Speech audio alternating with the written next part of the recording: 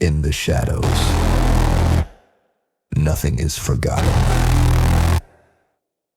This is Behind the Shadows.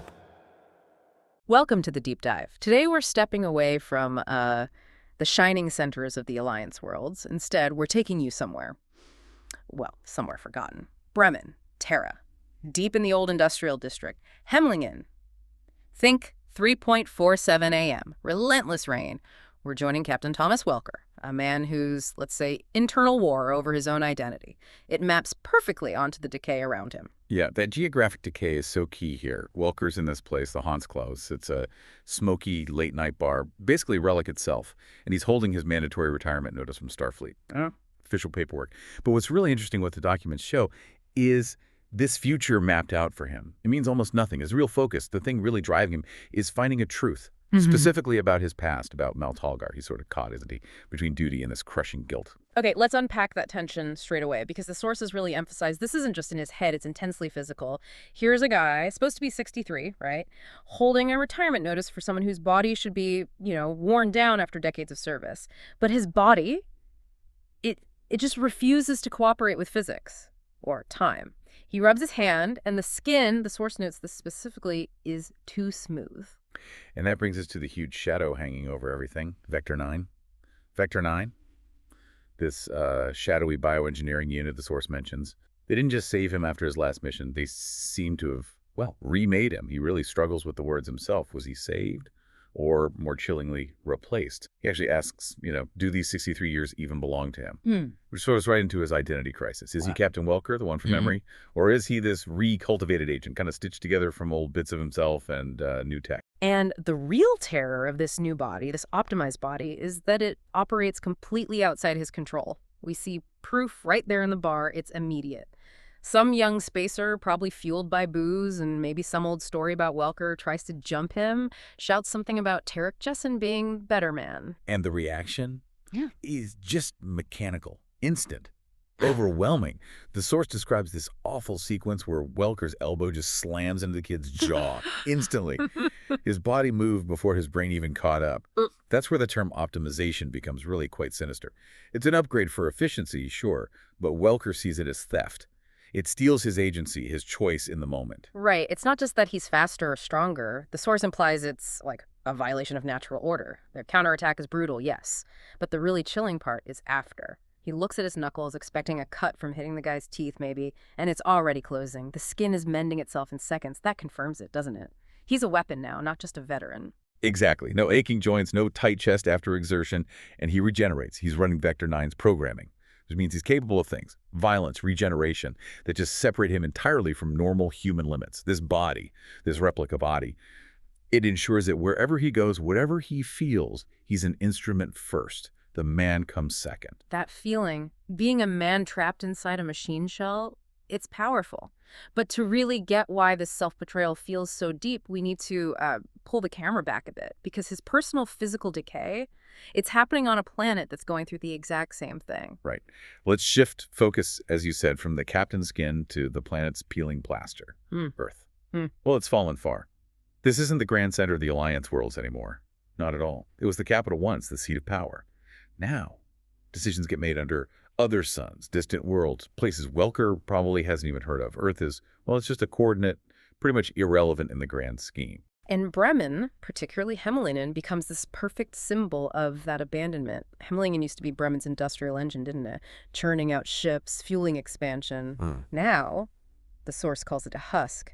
You can almost smell the decay described. Oh, the sensory details are crucial for that atmosphere. Decayed walls, plaster peeling back like old skin, and the air is thick with this sweet rot of wood paneling. Shipyards are just ruins, silent. It's an industrial ghost town, basically, haunted by the memory of a power it just doesn't have anymore. That silence, that rot, it tells the story. And the contrast laid out is just depressing. There's this faded poster right there amid the ruin, mockingly advertising, "Visit the moons of Naira's V, the free orbitals." It's like a literal picture showing that life, adventure, the future, it's all moved on from Earth. Earth is just the place you scrape together enough credits to leave. So if you put it all together, the crumbling state of Hemlingen is a direct mirror to Welker's inner state, his disintegration, He, like that Hans Klaus bar, this relic refusing to die, he's an artifact.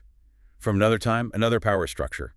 He feels frozen in thought again, yeah, just like the district seems trapped in this endless, rainy twilight. Even the little details connect it all. Welker's drinking Hemlinger beer. The source notes it's this heavy, roasted beer from the old district, tasting of long nights, refusing to die out. The beer is stubborn, keeps its character despite the ruin around it. But Welker, he feels like an echo in flesh.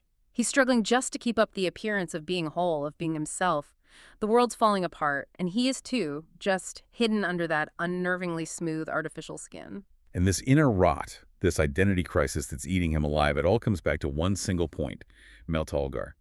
When Turgessen's brother shows up in the bar, it triggers this immediate, agonizing flashback. We finally see the root of his pain. Yeah, this is where the emotional core really hits in the source material. The flashback details are so clear, so painful. Welker remembering his finger on that trigger.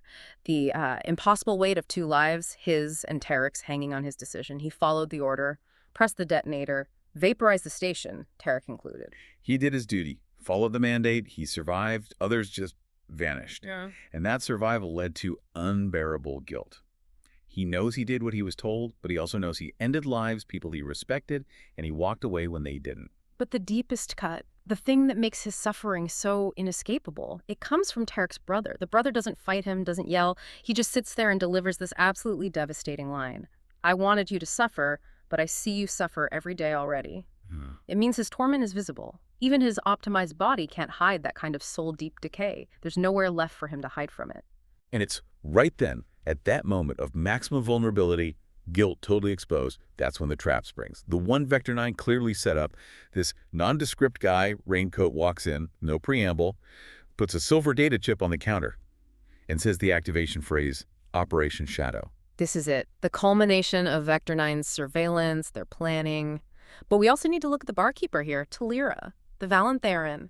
She's caught in the middle too, isn't she? She's a monitor for Vector 9. Exactly. The moral gray area for her is fascinating. Talira is trapped. If Welker takes the chip, accepts the mission, she's complicit in, well, whatever dirty work Vector 9 has planned, a betrayal probably. But if he refuses, if he says no, she has to report him as broken, compromised, which likely means disposal, maybe a total memory wipe. The very organization that rebuilt him is now forcing him into this impossible choice. No good options. But Welker's final move? It's actually brilliant, in a grim sort of way. He rejects both options they seem to offer. Quiet retirement or blind obedience. He pockets the chip, leaves the retirement form sitting there, unopened, and tells Talira he's waiting for a truth.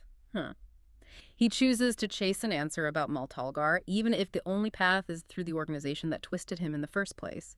He's using their activation to pursue his own truth. And his final action really underlines Earth's decay, doesn't it? He leaves immediately. Hemmelingen spaceport, gets on a low-profile Velox-class courier. He sees the whole area, Hemmelingen, Bremen, Earth itself, not his home anymore, but as a dead end. He chooses motion over just sitting there. Maybe hoping that by getting out, getting away from the gravity of his past, he can at least postpone dealing with what he is now. Put off those questions about his body, his identity. So let's just quickly summarize this terrifying double burden Welker's carrying as he flies off from that crumbling Earth. He has to live with the consequences of Maltalgar, that source of all his guilt, day in, day out. And at the same time, he's forced to rely on this body he fundamentally doesn't trust, a weapon made by Vector 9. Yeah, and his departure from Earth, from Hemmelingen, it's definitely not an escape to freedom, is it? It's more like a step deeper into the shadows. Shadows cast by those remote powers, those other suns that now dictate things in the Alliance. He's running from his past, sure, but he's running towards the very people who ensured he can't really have a future on his own terms. It is a terrifying compromise to watch unfold. He chose activation. He chose to let the organization that rebuilt him potentially use him as an even better weapon, all just to find a truth about his own life, the event that basically ruined it. Which leaves a really important question for you as he's flying away on that courier. Given how deep Welker's guilt runs, how fractured his sense of self is, this echo in flesh, can a truth found like this through such a profound compromise of the self ever actually bring peace? Or is he just kicking the can down the road, just delaying that inevitable confrontation with the replica he fears he's become?